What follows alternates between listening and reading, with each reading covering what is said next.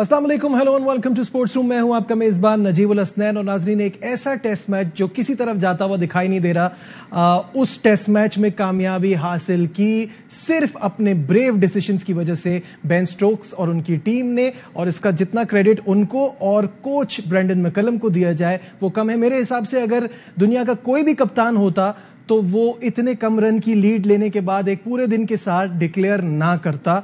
लेकिन obviously Fortune favours the brave, ये ऐसे ही नहीं कहा जाता। उन्होंने बहादुरी दिखाई जिसका रिजल्ट उन्हें मिला और उन्होंने 74 रन से कामयाबी हासिल की इस पहले टेस्ट मैच में और सीरीज 1-0 से उसकी बर्तरी हासिल कर ली 1-0 की। तरह का रन चेज होता है, मुझे सिर्फ एक ही बैट्समैन याद आता है और वो है former captain of Pakistan Yunus Khan. इस वक्त हमें ज्वाइन किया है। यूनुस भाई, अस्सलाम वालेकुम, वेलकम टू द शो। वालेकुम अस्सलाम, थैंक यू भैया। सबसे पहले मुझे ये बताइएगा कि ये क्या हुआ है। पहले तो पिच को लेके बहुत सारी बात हुई कि हमारा माइंडसेट क्या है। हम एक मैच के लिए उतरते हैं तो हम सोचते हैं ड्रॉ का। थोड़ा इसके बारे में बताइएगा। पिच को देख के आपको क्या लगा? बिल्कुल ऐसे ही है नजीब, आपको अपनी होम कंडीशन को यूटिलाइज करना होता है।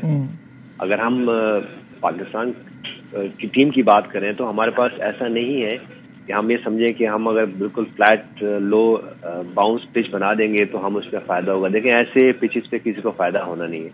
ठीक है, आप ये भी नहीं करेंगे। आप बाजू कदम चले बात करते हैं कि आपके पास अब नए स्पिनर्स आ रहे हैं तो इतनी टर्निंग पिच हम नहीं बना सकते। लेकिन आप देखें, आपने टेस्ट क्रिकेट को अगर प्रमोट करना है और अपनी टीम को सिखाना है और इनसे परफॉर्मेंसेस करानी है तो आपको एक सपोर्टिंग पिच बनानी पड़ेगी। मैं ये नहीं कह रहा बिल्कुल कि आप बिल्कुल ग्रीन टॉप पिच बना जैसे बहुत सारा मॉइस्चर हो, ऐसा भी नहीं है। लेकिन कम से कम बॉल कैरी हो। और जब पाकिस्तान टीम बाहर जाती है मैचेस खेलने के लिए तो हमारी परफॉर्मेंसेस काफी अच्छी होती है। तो आपके पास देखें, यहाँ फास्ट बॉलर मौजूद है, आपके पास बैटिंग भी अच्छी मौजूद है। आपको सिर्फ करना है क्या है कि एक सपोर्टिंग पिच बनानी है जो कि बैट्समैन और बॉलर्स दोनों के लिए ही फायदा हो। आपने एक स्लो पिच बना दी या बन गई तो उसके एंड में क्या हुआ? एंड में देखिए, आप इंग्लैंड ने जिस तरह डोमिनेट किया और पहले दिन ही जिस तरह उन्होंने रन्स किए आपके अगेंस्ट होम कंडीशन में, होम पिचेस पे अगर 500 रन पहले दिन ही हो जाएं और तो उसके बाद मुश्किल है रिकवरी करना। और जो माइंडसेट से वो क्रिकेट खेल रहे हैं वो हमारे सामने आया। और कल भी जब उन्होंने डिक्लेरेशन की तो बात ये हो रही थी कि अर्ली डिक्लेरेशन कर दी, लेकिन नहीं कि उनको पता था कि हम ये मैच कहीं जाके 30-40 रन से जीत सकते हैं। और मेरे ख्याल से माइंडसेट आपको चेंज करना है और सीखना है। तो अगर पाकिस्तान टीम सीखेगी तो हमारे पास हम केपेबल हैं कि सीरीज में कमबैक कर सकते हैं। लेकिन यूनुस, मुझे ये बताइएगा कि आप कह रहे हैं कि उनको इस बात का आइडिया था। मेरा नहीं ख्याल कि बहुत सारे कप्तान, नॉट जस्ट, मैं सिर्फ इंग्लैंड की बात नहीं करूंगा, अगर दुनिया के और भी कैप्टन होते और उनके पास भी अपॉर्चुनिटी होती तो बहुत कम लोग इसके लिए जाते कि हमारे पास एक 100% ड्रॉ है और इसके सामने अगर हम डिक्लेयर करते हैं तो there is a 50% chance of winning this. तो उन्होंने बहुत ही ब्रेव अप्रोच के साथ वो आए। देखिए, अगर हम क्रिकेट की हिस्ट्री की ग्रेट कैप्टन की बात करें तो मेरे ख्याल से हमें याद पड़ता है कि एलन बॉर्डर एक ऐसे कैप्टन थे जो कि इस तरह के डिसीजन करते थे। अगर आपको जाएं, और ये बात हम कर रहे हैं कि मेरे ख्याल से कोई 20-25 साल पहले की, जब एलन बॉर्डर कैप्टन थे और इसी तरह के डिसीजन करते थे। देखिए, उन्होंने आपके साथ क्या किया।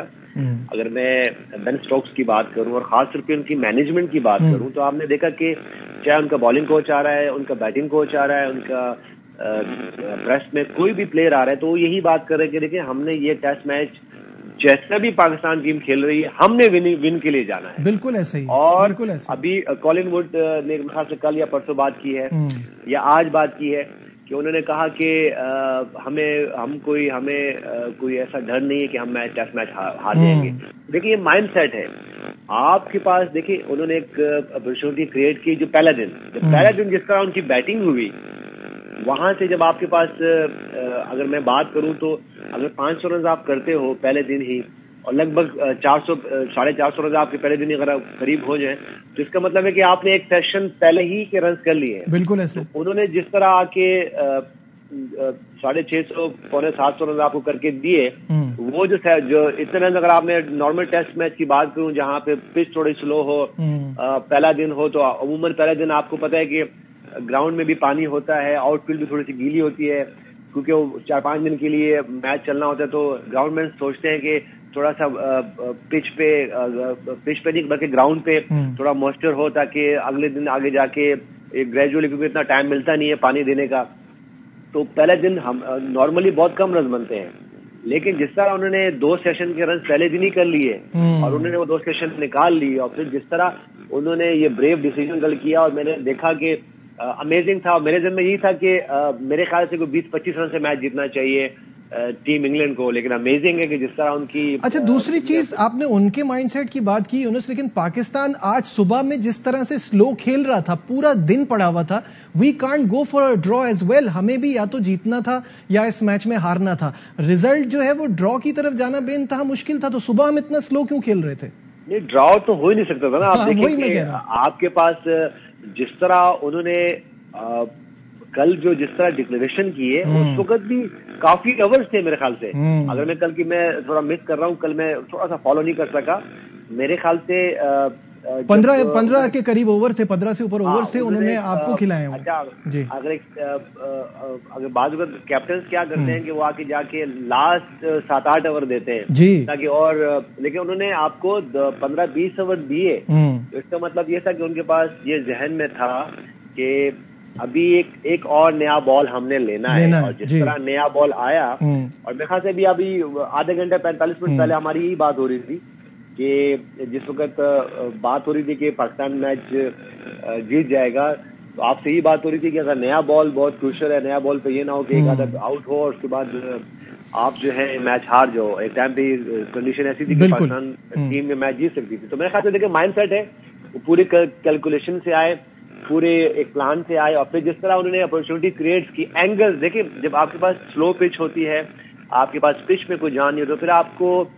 जो एंगल्स क्रिएट करने होता है। उन्होंने एंगल क्रिएट किए कि आपको बाउंसर, इस पिच पे बाउंसर पे आउट किया आपके कुछ प्लेयर्स को, उसके बाद उन्होंने लेग स्टंप पे आउट किए, उसके बाद अपॉर्चुनिटी उन्होंने क्रिएट की। तो मेरे ख्याल से यही है कि आप टेस्ट क्रिकेट यही सिखाती है। मेरे ख्याल से अगर पाकिस्तान टीम की यंग टीम है, उनको टेस्ट क्रिकेट में तो ये अब सीखना चाहिए, और जब आपके पास स्ट्रॉन्ग टीम होती है तो बहुत कुछ सीखने को मिलता है। बहुत बहुत शुक्रिया। Former captain of Pakistan Yunus Khan साहब हमारे साथ थे, और ये बात बिल्कुल सही है कि इस मैच में हम हारे तो सही हैं, लेकिन हमें बहुत कुछ सीखना है।